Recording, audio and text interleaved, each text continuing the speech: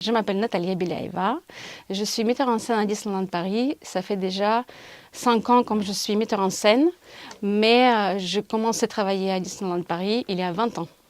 À 20 ans déjà? C'est ça. D'accord. Tu faisais quoi avant? Je suis danseuse classique à la base et j'ai commencé à travailler à Disney en 2002 en tant que danseuse professionnelle.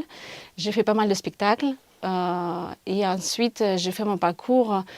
J'étais capitaine danseur, j'étais chorégraphe et enfin je suis devenue metteur en scène pour compléter ma carrière à Donc là, Disneyland tu Paris. commences à être metteur en scène sur le 30e anniversaire, c'est ça? Exactement, C'est exactement. un bon moment. J'ai eu cette chance de rejoindre Mathieu et en fait j'ai eu énormément de chance parce que c'est un beau projet et nous sommes vraiment ravis tous les deux de participer à cette expérience.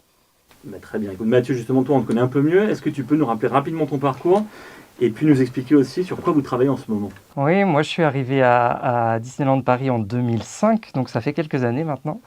En opérationnel, j'ai commencé comme beaucoup de gens avec un contrat d'été en attraction.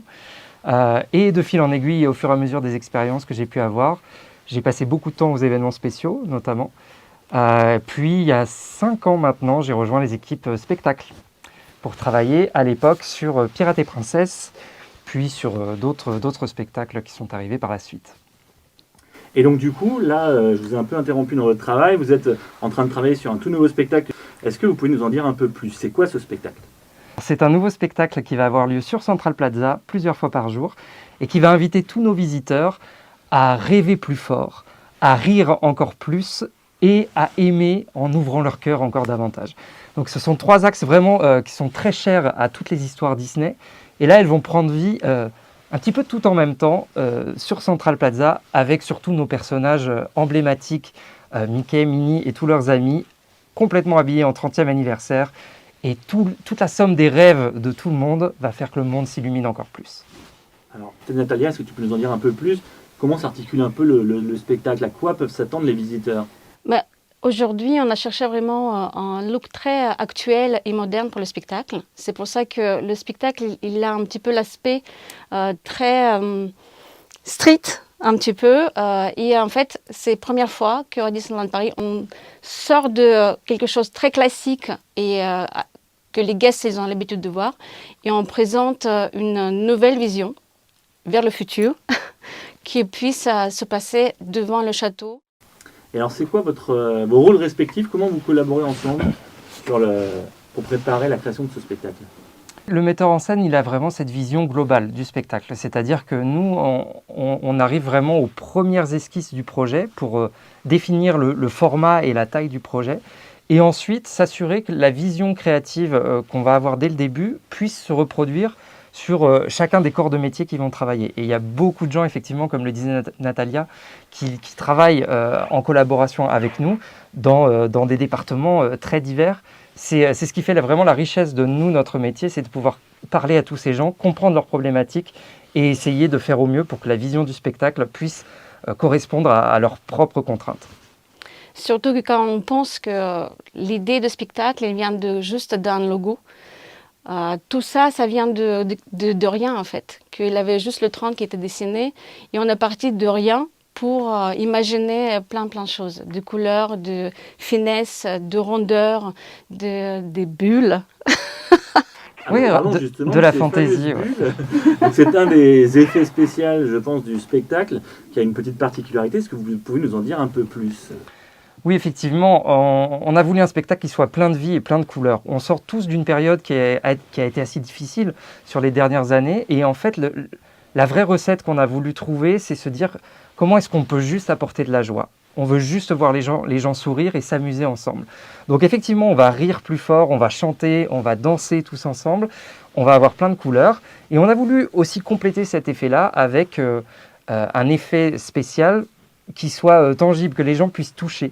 Et on a trouvé que les bulles de savon, c'était quelque chose d'assez magique, parce que c'est très léger, ça vole avec l'air, ça va remplir tout l'espace, mais en même temps, ça a une proximité, chacun peut s'amuser à en éclater une, et on sait, ça fait plaisir à la fois aux enfants et aussi aux adultes. C'est ça, et s'envoler avec les bulles, être légère et joyeux. C'est un beau moment. C'est ça. Oui, et puis c'est une vraie métaphore du monde qui s'illumine finalement. Exactement.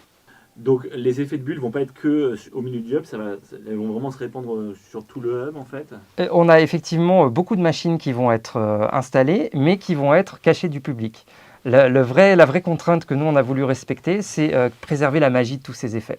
Donc, on a, pour ce faire, dû retirer les scènes actuelles qui sont sur Central Plaza et les remplacer entièrement. Ça nous a permis d'intégrer une fausse technique. Et là, toutes nos équipes techniques actuellement sur le terrain, au milieu des palissades de Central Plaza, sont en train de faire un travail gigantesque pour justement remettre à neuf complètement ces scènes qui ont quelques années maintenant et y intégrer toutes nos contraintes techniques afin de dissimuler la technique au service de l'artistique. Surtout avoir un aspect esthétique qui est plus joli. Show must go on. C'est pour ça qu'on aime bien que tout sera très très joli et qu'on sera vraiment confortable avec nos spectacles. Alors on a là un spectacle qui va être très musical. Est-ce que vous pouvez nous parler un peu plus justement de la partition, un peu du show, de quoi elle est composée? La chanson officielle du 30e anniversaire s'appelle « Un monde qui s'illumine ». C'est vraiment une métaphore qu'on voulait instaurer dans le spectacle. Elle sera présente dans notre spectacle au début et à la fin. Mais on a aussi une autre chanson exclusive qui a été créée et qui s'appelle « Ready for the Ride ». Ça, c'est une chanson qu'on va plutôt utiliser pour le côté parade d'arrivée et parade de départ. Le spectacle il est conçu avec beaucoup de chansons de Disney et en fait on voulait vraiment réunir de 30 ans de Disney. C'est un grand mix, un mock-up. Il y a une réorchestration ou c'est les versions d'origine des chansons Non. L'entièreté du spectacle a été composée pour Disneyland Paris et pour le 30e anniversaire. On est parti à Nashville pour enregistrer les medleys qui vont composer nos 3 actes du spectacle. Un acte sur le rire, un acte sur le cœur et un dernier acte sur le rêve. Et en fait, ce sont pour nous des prétextes à s'amuser avec énormément de chansons du répertoire Disney qui sont rapportées autour de ces 3 thèmes-là. Donc on va avoir beaucoup de chansons représentées pendant la demi-heure de spectacle. Ça fait combien de temps, du coup, finalement, que vous travaillez sur ce spectacle? Tu disais tout à l'heure, Natalia, que tout est parti du logo du 30e anniversaire. Mais ça représente combien de temps de travail à peu près depuis vraiment les premières réflexions? Mais sur le projet de 30e anniversaire, nous sommes depuis 2 ans. Quand on a commencé, après ça a pris un autre schéma, on va dire, pour qu'est-ce que sera comme spectacle. Mais ça fait 2 ans déjà qu'on est sur quelque chose pour sortir le 30e anniversaire. Ça prend vraiment du temps.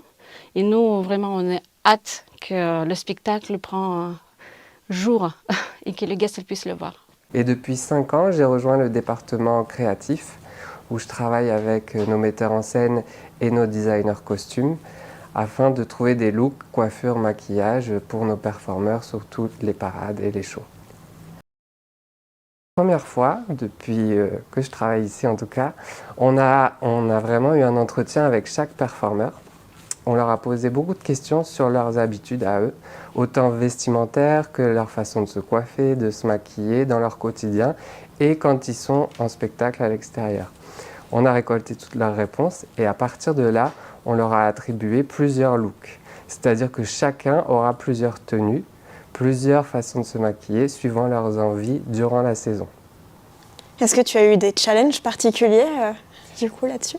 Oui, le challenge en fait, c'est vraiment de trouver des maquillages qui plaisent aux performeurs, aux designers, aux metteurs en scène, tout en y mettant ma patte et en même temps un maquillage qui soit fait pour l'extérieur, qui résiste à la transpiration en hiver comme en été. Est-ce que tu aurais un peu des exemples à nous donner sur ce que ça implique justement une telle diversité? J'imagine aussi que ça demande beaucoup de compétences techniques pour s'adapter à toutes les personnes. Comment ça se traduit tout ça? En fait, on a vraiment, suivant les réponses des performeurs, par exemple si une danseuse nous a répondu qu'elle détestait se maquiller, on lui a prévu des maquillages très simples. D'autres, au contraire, se préfèrent très maquillés, donc on a travaillé dans ce sens. De la même façon, on peut avoir un garçon qui aime se maquiller, donc on va aussi lui trouver un style qui correspond et au spectacle et à lui. Mais on n'a pas mis de stop, en fait. On est ouvert à vraiment des looks très différents cette année. Ensuite, ce qu'on fait, c'est que dans leur préparation, on inclut une journée qu'on appelle journée de training, où en fait, entouré d'une équipe de professionnels de la coiffure et du maquillage, on reçoit chaque performeur et on lui explique comment se maquiller, on lui donne des tips et on échange pour arriver au résultat. Mais en sortant de ce training, la personne sait comment se maquiller et se coiffer. Ensuite, pour ce qui est des cheveux, on va faire avec les cheveux des gens. On a beaucoup de produits qui correspondent soit à des cheveux frisés, ondulés, crépus, raides, tout ce qu'il faut. Et on inclut beaucoup d'accessoires. C'est-à-dire qu'il y aura des chouchous, des couleurs, des bonnets, des casquettes. On va vraiment s'adapter à la personne. Comment ça se passe la collaboration avec les autres services quand on travaille sur l'inclusivité comme ça? Et en fait, nos bureaux sont collés, on travaille ensemble depuis le début. C'est-à-dire que je suis très dépendant des matières, des couleurs qui ont été choisies pour les costumes et vraiment j'arrive après, c'est-à-dire que je me colle à ce qui a déjà été prévu en costume. Et sinon, comme tu peux voir derrière toi, il y a les petits looks qui sont étendus sur 12 panoplies et le dessin, en fait, il est étudié par Sandrine et ensuite on fait le montage et moi mon rôle c'est suivre la production de costumes, recherche matière et validation. Donc du coup le mot d'ordre pour ce show c'était notamment l'inclusivité. Est-ce que tu peux nous parler un peu de ce que ça implique dans ton travail, le fait de maintenant essayer de s'adapter aux performeurs qui vont jouer sur ce spectacle? En fait, en collab avec les metteurs en scène, on a pu voir les performeurs qui sont préposés pour les rôles. Et ce qui était assez intéressant, c'est qu'ils avaient chacun une personnalité. Du coup, on a pu, par exemple, mettre le personnage A dans celui-ci, qui lui correspondait très bien, qui est assez funky. Une autre qui est un peu plus féminine, voire un peu plus costume classique, on l'a mise dans le croisé tailleur. Du coup, ça nous a permis, en fait, avec cette étude de profil, de plus cadrer qui va dans quoi. Et ça, c'était vraiment une première pour ce projet-là, et je pense à Disney aussi. Est-ce que vous imaginez, par exemple, d'abord beaucoup de probabilités de costumes? Il y a les dessins du designer, qui sont 12 looks, qui sont, proposés par les metteurs en scène. Du coup, elle dessine ces 12 looks. Et ils sont vraiment, on ne dit pas statués dans le temps, mais elle fait une validation, voir si on est bien dans la ligne conductrice de leurs souhaits. Et ensuite, avec ces 12 looks, on voit les performeurs. Mais on ne crée pas à partir des performeurs. D'accord. Voilà. Mais vous essayez au maximum que justement chaque performeur se sente épanoui. Oui, c'était bien. C'était l'idée en fait, parce qu'on a vraiment un peu tout. On aborde un peu même du streetwear ici, un peu plus classique là, un peu plus peu kimono là, par là. Donc on a pu, même avec les petits bombers, ce qui se fait actuellement, on a pu quand même voir des profils qui collaient un peu à la panoplie. Et comment ça se passe aussi au niveau de l'expression de genre? Du coup, maintenant, les hommes peuvent porter des pantalons. Alors sur le look 4 bis, justement, ça se fait. Il est là. Le petit 4 bis, il est là, en fait. Et du coup, on a dû... les croisures, tout ce qui est longueur aussi de cache-cœur, les retravailler pour que ça convienne aussi aux hommes. Les ceintures, les faire beaucoup plus grandes pour que ça convienne. Les épaulettes. Et là, c'est vrai que le designer a pris le parti pris de faire un tailleur homme. Mais pourtant, c'est une silhouette de femme. D'accord. Voilà, comme ça va aux deux genres. On a aussi le même type de mélange ici, de mixité. Les filles viennent aussi dans ces looks-là. Donc, on peut avoir des garçons des filles ici et des garçons des filles par ici. Donc, ça va dans le neutre, dans les... Oui. D'accord. Et est-ce qu'il y a eu des challenges particuliers là-dessus? Dans un premier temps, on a fait des essayages à des personnes pour voir si ça rentrait bien, si ça faisait pas trop bizarre, au niveau de la coupe, des tailles. Et finalement, on s'est dit non, ça passe très bien. On a même eu notre manager, petit clin d'œil, qui a essayé le costume et ça allait très bien en fait. Est-ce que tu peux un peu nous présenter les matières avec lesquelles vous avez travaillé pour les costumes? Bien sûr, alors là, il y a un petit échantillon de ce qu'on a pu utiliser. Il y a des lamés, des paillettes, des sequins, parce qu'on voulait que ça brille, shining. Et aussi, ce qui est assez innovant, c'est des matières mèches. En fait, c'est ce qu'on ne trouve pas tous les jours, on trouve ça beaucoup dans les voitures et trucs comme ça. Mais en fait, on l'a utilisé pour ce look-là. En fait, toc, toc, toc, il est là. Le petit mèche qui est là, qu'on peut voir aussi, là, on l'a pas, on l'a peut-être derrière. Ouais, voilà, c'est celui-ci, mais qu'on a fait dans la couleur, en fait.